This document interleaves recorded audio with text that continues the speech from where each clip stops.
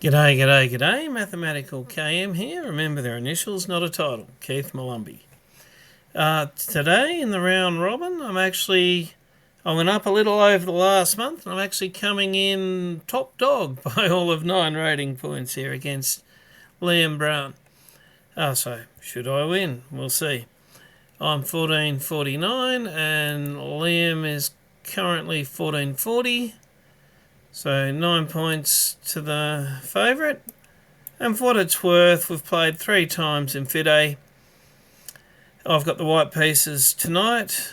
I've had the white twice before for a win and a draw. I've had the black once before against Liam for a draw.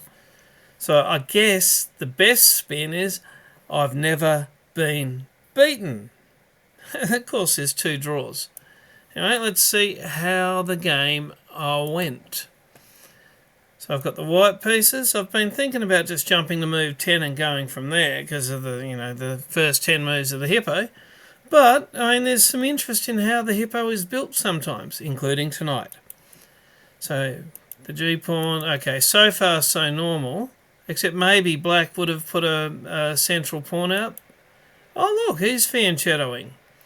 So instead of the usual D-pawn, we jump across for a change to the B-pawn. Don't care that you think it's an inaccuracy, Mr. Computer. I need to get that fianchetto in while there's still time. He fianchettos, I fianchetto, so they're looking at each other. Had to make sure this knight couldn't go somewhere with a check or something that demanded action and then the bishop taking my bishop and winning the rook. But confident that's okay for now. He castles. Okay, we get a pawn out. He comes out with another knight. Okay, and that will allow, if I feel desperately the need, and it's one idea is the rook to protect the bishop, another one is pawn forward and then rook forward, which actually also allows the queen to come across and make it a battery headed towards his king. All ideas that we're thinking about. But also making sure that no clever knight move's going to let him take the bishop and trying to get the Hippo set up. Well, that's okay. That doesn't do anything too terrible to me. And what it did do was allow both his bishop and his knight at G4. So the prophylaxis. Glad you think it's good, computer. Keeping black out of my half of the board. Okay, so all of a sudden it looks like you would have thought the D and E pawn pushes would have been his first moves, followed by, King's Indian stuff over there. But it's come forward now. So now we've got our 2 central pawns, so we can do a Lego fit if that comes to play. He moves his queen forward. He's starting to connect his rooks. It's an excellent move. Get my other knight out. And now it's taken 3 moves, not 2, to get his pawns both on the central 5th rank. But there they are. Last bit of prophylaxis, keeping the queen and the knight out of B4. And you could say, hey look, there is the full thick-skinned Hippo. But it certainly wasn't played in its usual order and definitely is affected by what the opponent's doing. Okay, he's pushed forward with E4. Well, let's do the typical locking it up, and that means we're looking at pawn pushes and attacking on the queen side. And when it looks safe, we're either leaving the king in the middle or castling to the king side. That was interesting, and it strikes me as he would have 2 pawns on it.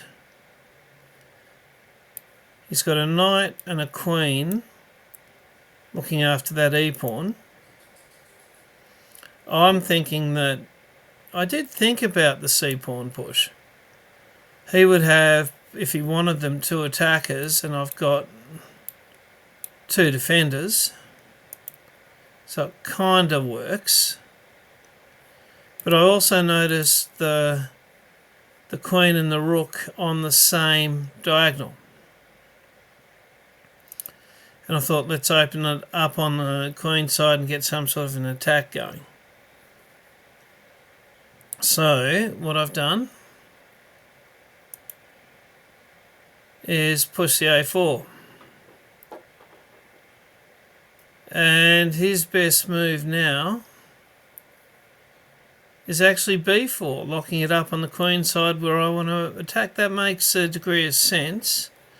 I mean, I could still play c4 on the following thing, and en passant gives me a knight capture. Be interesting times if that happens. But a more human move, and it's played, it's b takes. And the best move is bishop to a3 and not taking back with the rook. And played. Now he's very lucky he's got that knight there, and you can see it's like the only good move in the position sort of a thing. It's doubly bad if he doesn't find knight to b4, but he finds it. And it's, what's that called? Great. It was the only move. Now the way I'm looking at this, it's interesting I should castle first, and I can kind of see that because it'll still be there. But I've captured. He captures back. And I've equalised the pawns, and I'm threatening the queen. Queen can't. Knight. Okay, we can't go here. They're all covered, so the queen has got a very limited range of choices for where it can go. b7, keeping it in this part of the woods is best, but he brings it back. So at this point in time, my king has got relative safety. I'll probably castle it soon, and I can start getting major pieces out and trying to achieve something over in this part of the world. I think a B pawn is better to have than an isolated A pawn. Being the difference, I don't have any isolated pawns, so just small edges. I castle now. It's called excellent. Get that king relatively safe. He moves his C pawn forward. We're probably going to attack that pawn chain here, and the C push backed by here. It's going to be a decent move. The C4, it's actually second best. And nowhere in there, but at some point, king to H2 makes sense to doubly protect that H pawn, and if need be, let the bishop roam. So remember that thinking. So I've played C4, and it was best, attacking that pawn chain there. And C5 is a mistake, and it goes to plus 1.32. I did have a little bit of a think here, and that was a wise decision. I mean, D takes is 0.9 and C takes is plus 1.1, so there is, C takes is better. And I've actually played it because I'm thinking if I take, his only way of taking back is with the knight, and now he's only got the queen, only one piece, and it's the queen covering.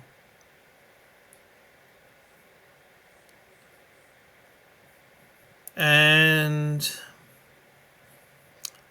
therein it is best. So I've played the correct move. He's taken. And at this point, I talked myself out of winning that E-pawn. And it's going to become a battle for it. Rook to A5. Putting more pressure there. You can't take me without me getting the knight. That's an interesting rook move. D times C5. then threatens a number of things, and knight to e times e4, just taking with the knight. The thing that had me worried about just taking with the knight was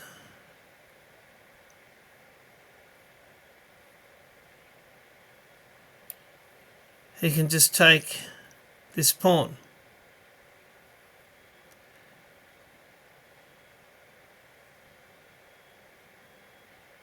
Because if I take him back,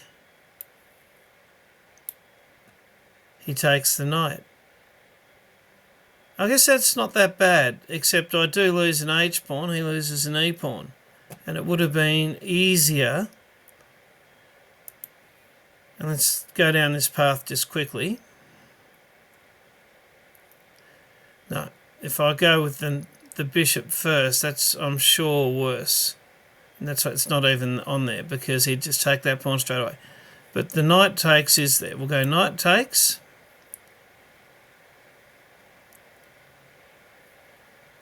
And I thought he would play bishop takes h3.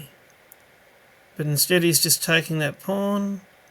I could come out with the queen and then I'll have another. Let's see what happens. Big mistake. I take. Queen takes. Now what was I missing? What's the follow-up here?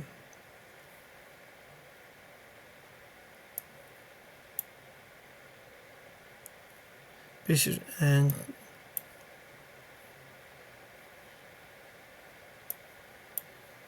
at the end of all that, I've got two pieces on that knight. You can just move the knight, but I've got the B and C pawns are now together. Yeah, it is nice. It's a lot nicer. I was just so worried about losing that H pawn. But we'll go back. And I'm going to have to fight a lot harder for that E pawn than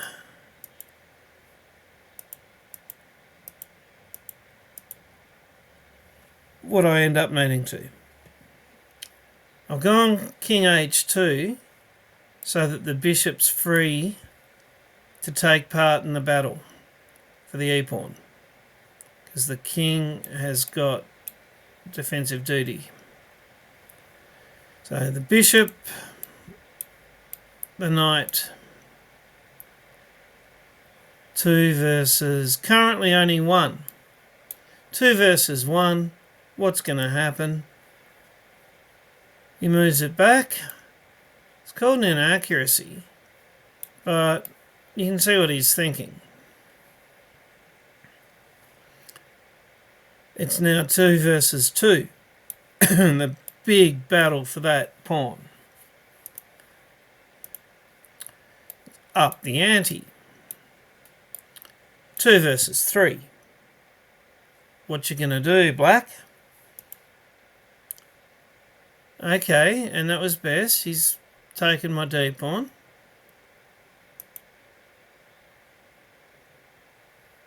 I take back with the knight. It's a bit of an outpost there. It's not bad. That's threatening the queen. It'd be nice if he put his rook there or something, but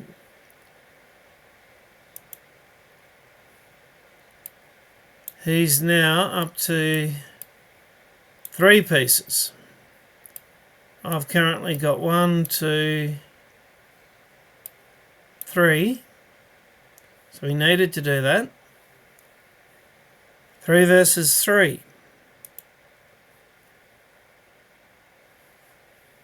That's an inaccuracy. Where did it want me to put that knight? I'm sure it wanted to go somewhere. Knight to c6, threatening the queen, and if the bishop takes it, the queen... I go knight for a bishop and the queen's right up there. I can see that. But the thinking of just bringing it back, relatively safe, back here, and 2, 3... 4 pieces onto that pawn. 1, 2, 3. 4 versus 3. Am I going to win that e-pawn? And have 4 versus 3 and then try and win an endgame. Yes, indeed, I agree. That is excellent. I'm not going to go with the queen first. So, needs must deal with that threat on my queen. So I've backed the queen up. It's best. And I still have 1, 2, 3, 4 pieces on that e-pawn. 1, 2, 3. 4 versus 3. What's he going to do?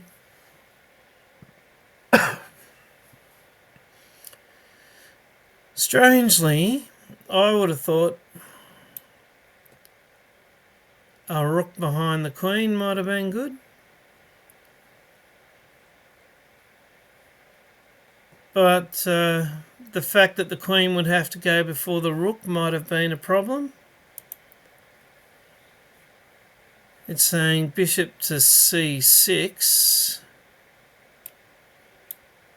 which is putting an immediate threat on a rook, is best. And that was good. So now we've got 1, 2, 3. 1, 2, 3, 4. It's go time. The battle for e4 is about to be won. We go in.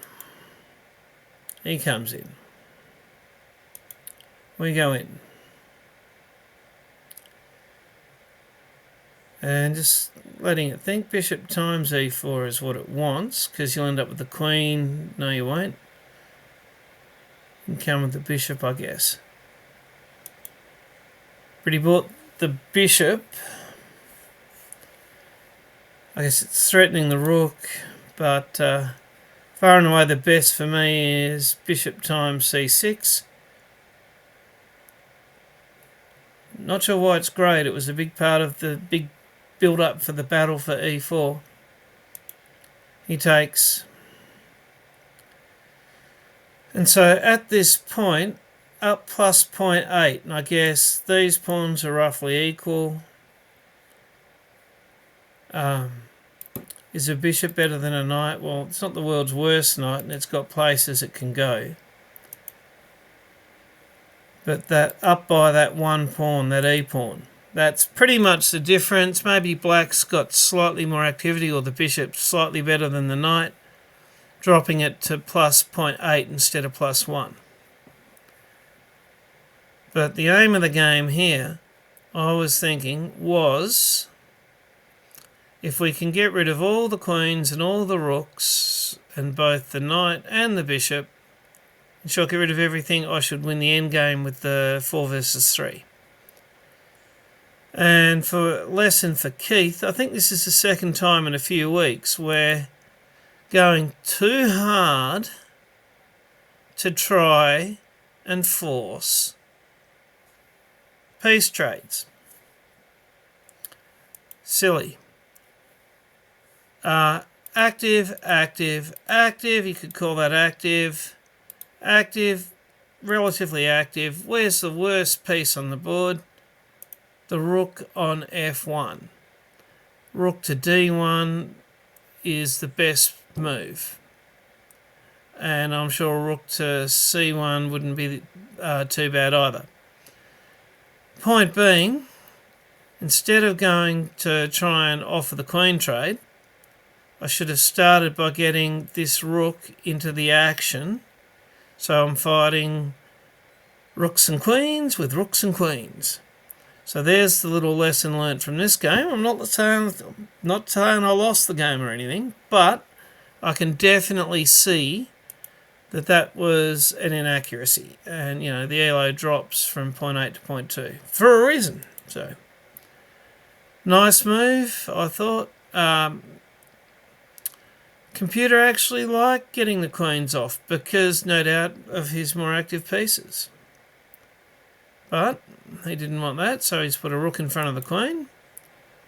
Back the queen up, it's excellent. But it comes back to not activating that rook when I coulda, woulda, shoulda, didn't. Did the pointless queen move, and it's just gone out there and come back again. Talk about a loss of tempo. Now it's only 0.5, and he's got a battery there, and what am I going to do about that battery? And I know this is going to lose me after all that hard work getting that his e-pawn and having 4 versus 3. I see the queen c5 is an idea I missed. So the queen lines up on his queen, which is unprotected, so that rook can't move. Oh, that's beautiful. Shame I missed that one. But I've gone, this is going to get it to an endgame, all right, but I'm going to lose my big e-pawn advantage, which was, hopefully going to win me the game. Now it's pretty much even, 0.1. And rook to d1 is far and away the best move. Played. Rook times d1 makes it 0.00. Obvious only move there. That was interesting. I've come here. There is a plan of queen fork with check, and if I could capture his A pawn, still have my B pawn, you'd say I'd win. But it's at this point a draw was offered and accepted, and you can see the computer of eval is 0.0. It's been 0.0 for a few moves now. It's very symmetrical. Equal stuff, but okay, queen to c7 is another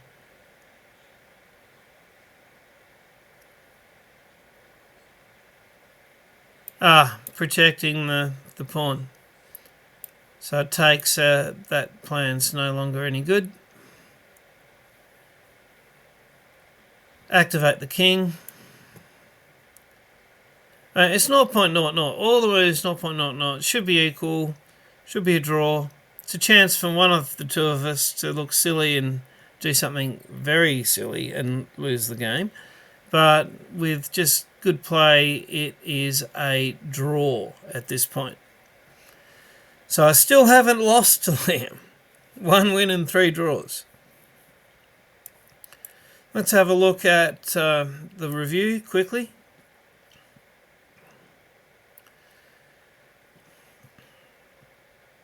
And he can say he outplayed me by 0.3% in the accuracy.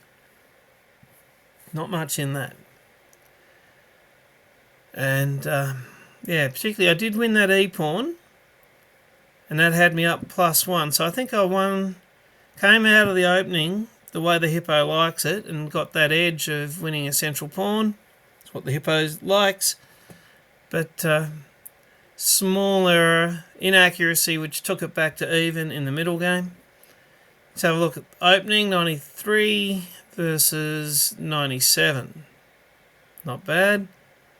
83.3 versus dead equal in the middle game, 83.3 each. And maybe we didn't play enough of one, but I find it hilarious to be told I had 100% in the end game. But on the other hand, so too did Liam. But so nearly the same elo. I guess we got the resulting predicted by our ratings. But once more, coming out of the opening almost the way we want, we got the advantage the Hippo's playing for. But and it was a definite move of trying to force a queen trade instead of activating the only inactive rook. That's where we went wrong. Lesson learnt from today. Talk to you guys after Thursday night's game.